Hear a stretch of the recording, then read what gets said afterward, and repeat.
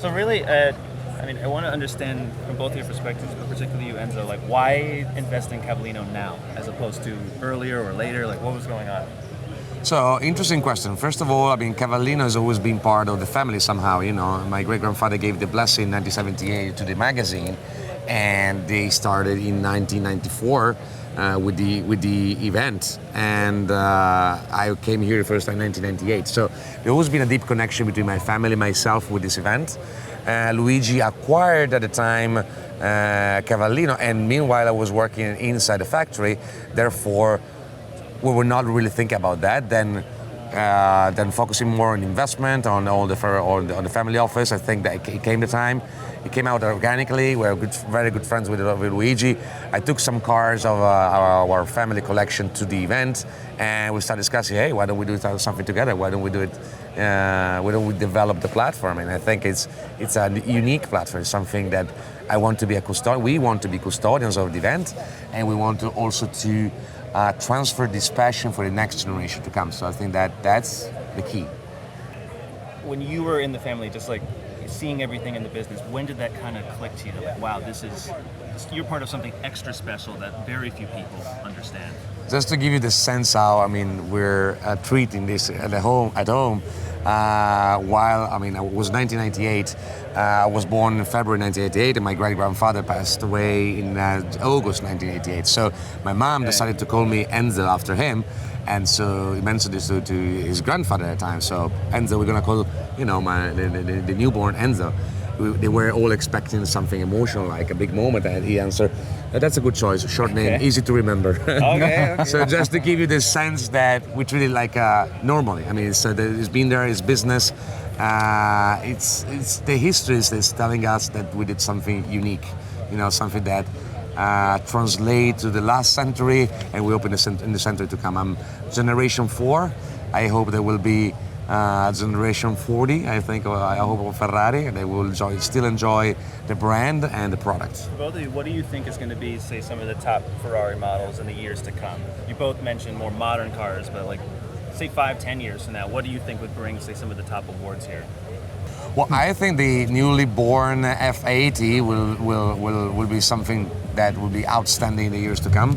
That's the latest hypercar. I think that for Ferrari, any Ferrari is unique. You know, that's why we always check the chassis number, because every Ferrari has a different story. If you take the cars for the past, new cars, same thing, same approach.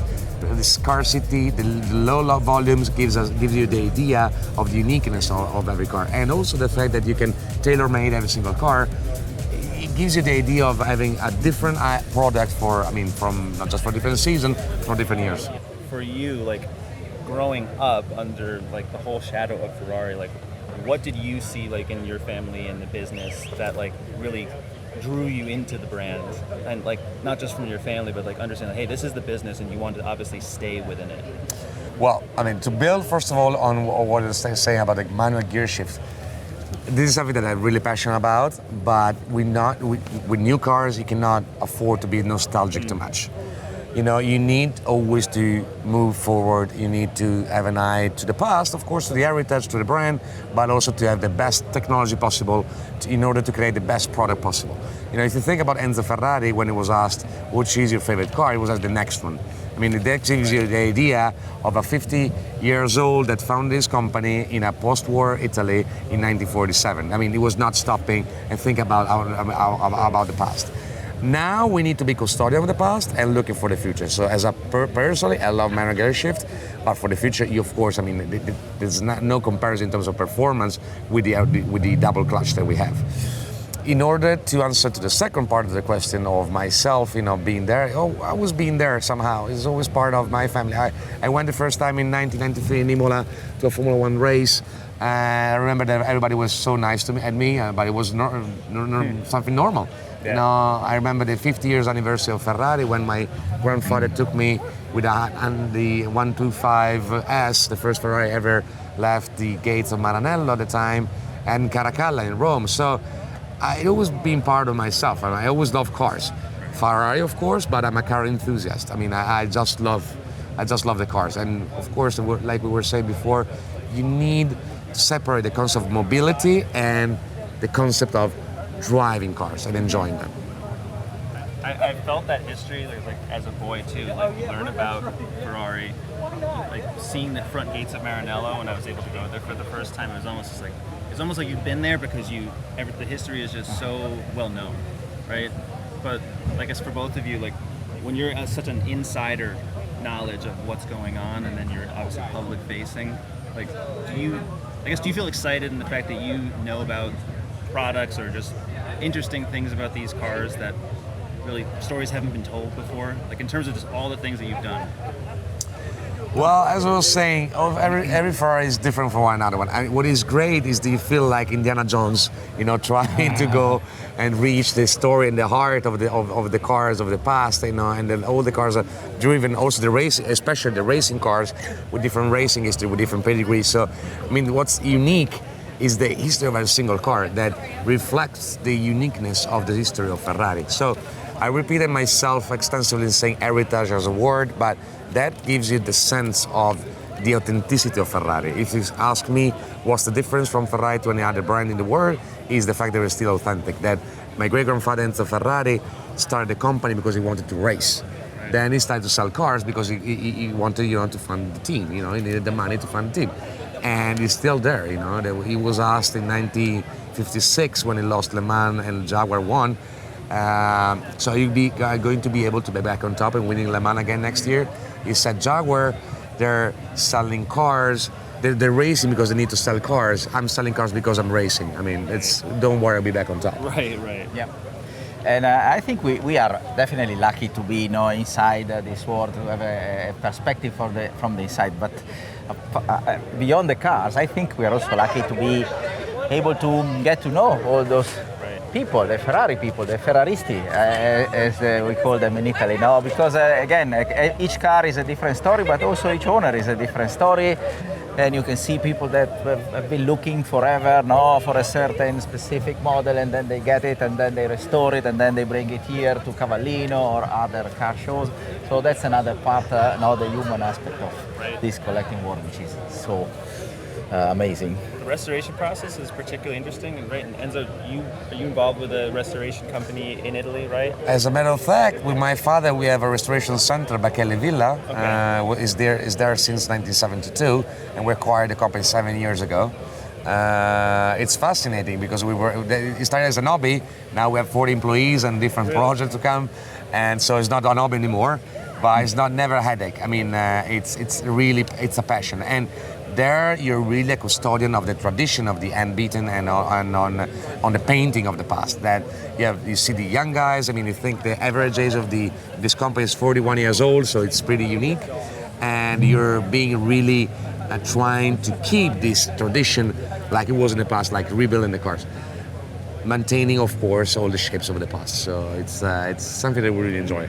Do both of you, being so close with Ferrari, like have any input just on designs or anything like that with the company? I'm close to the company, but not close enough.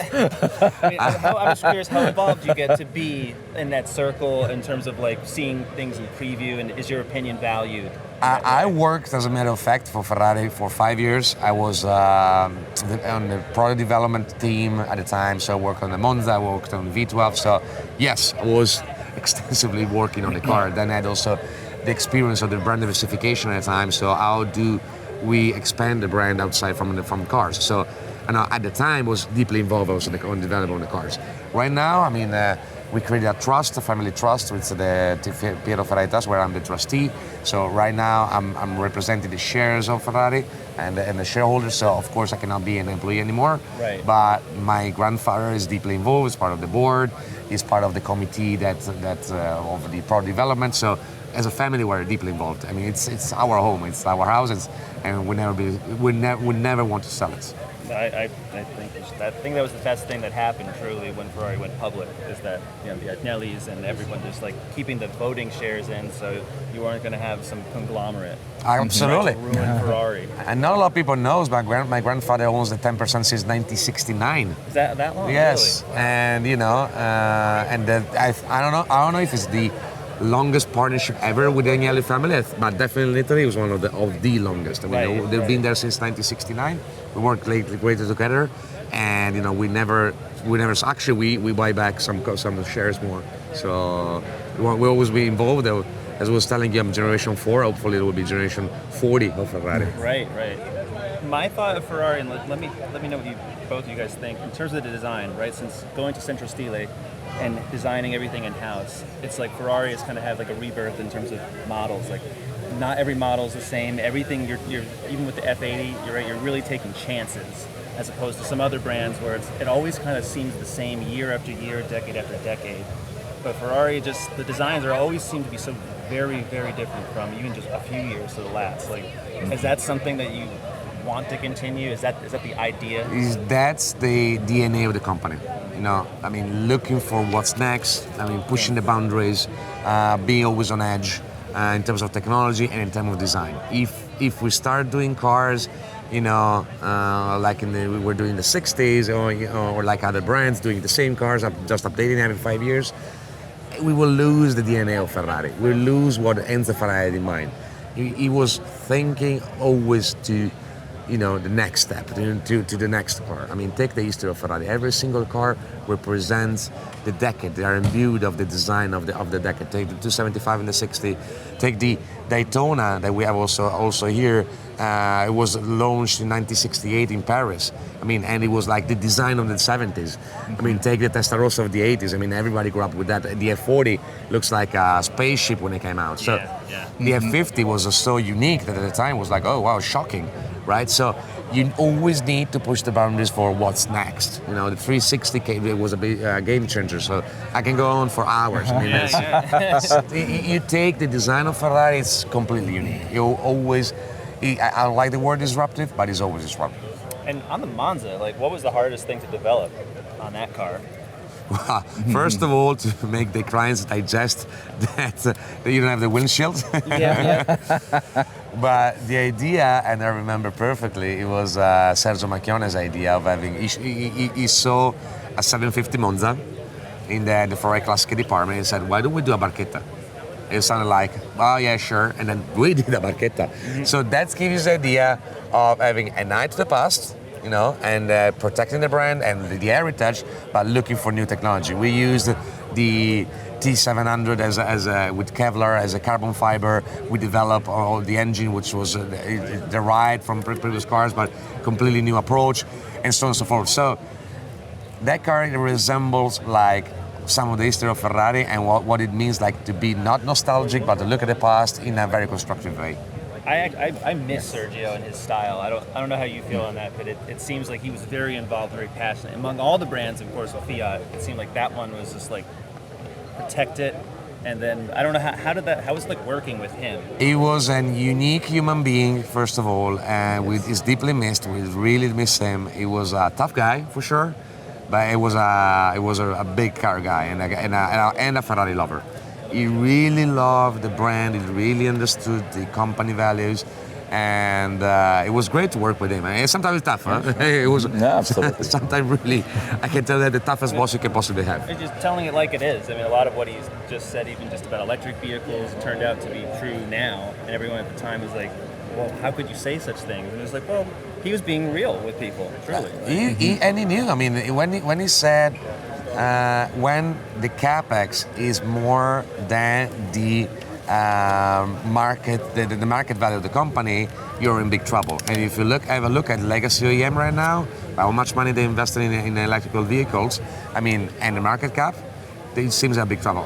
The automotive business is transforming itself, and it's not easy to navigate the time. But for sure, it's not the time to make bold decisions. And as Ferrari, we are lucky, to be able to navigate the technology and to have all the different engines. We have the A hybrid, we have the V12, and we announced, of course, that we're going to launch the EV. So, that gives us the possibility of, approaching the future with different degrees of mentality. And with an EV, do you think that Ferrari needs to incorporate sounds, or what sort of DNA do you incorporate into a car like that? Well, nothing fake, for sure. No, you don't have to fake it. It's not fake it until you make it. It's everything, every single sound of Ferrari, whether you turn off the engine, whether you open the door, it's unique. So even the EV will have something unique. That's good. That's good. Oh, that's awesome. I mean, Yeah.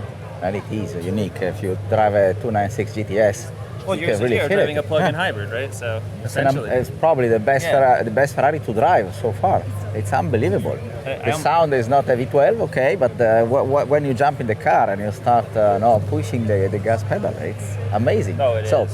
there's no need to make a fake V12 sound on that No. car. There's absolutely no need. what would be, is this your first time you drove a Ferrari, like as a boy, a young adult, like what was that experience like for you to get behind the wheel? It was a 328 of my mom. That was a gift of my grandfather to my mom. And it was an interesting story of the car. It was part of the experience. So, I mean, they were testing the ABS, the anti-blocking system on the braking. And it was, we believe, the first Ferrari ever with a mobile phone on it. And I learned how to drive that with manual gear shift. And I still remember the emotion of getting behind the wheel. But then after, I was like focusing only on driving it. As a matter of fact, I always dreamed to become a professional driver. And then my grandfather and my father said on which budget. So I mean, that was gone. That was a smart decision of them. And have both of you done the Mille? I'm assuming you probably done it several times at this point. Actually, only once with that 599 GTO. It was it was the Ferrari tribute to Mille Miglia at the time, and I'm still able to do a couple of races with Luigi a year, very very interesting rallies, and the Cavalcade of course with Ferrari, the classic one especially. So I'm still able to enjoy a couple of events. So I always try to drive Ferrari. This year we'll come to the Moda Centore with a Ferrari. Well, it shouldn't be too hard, right? For you to do Yeah, that. no, but you need to find the right car, and then you need to be able to drive it. Awesome. Thank you both. I really, Thank you. really Thank you. appreciate your time. And I mean, I know Thank you, I'll Cliff. enjoy it today. I'm sure Thank you so guys much. will too. Great. Yeah, Thank you. Thank you. Appreciate it. Enjoy the day. Yeah. Enjoy.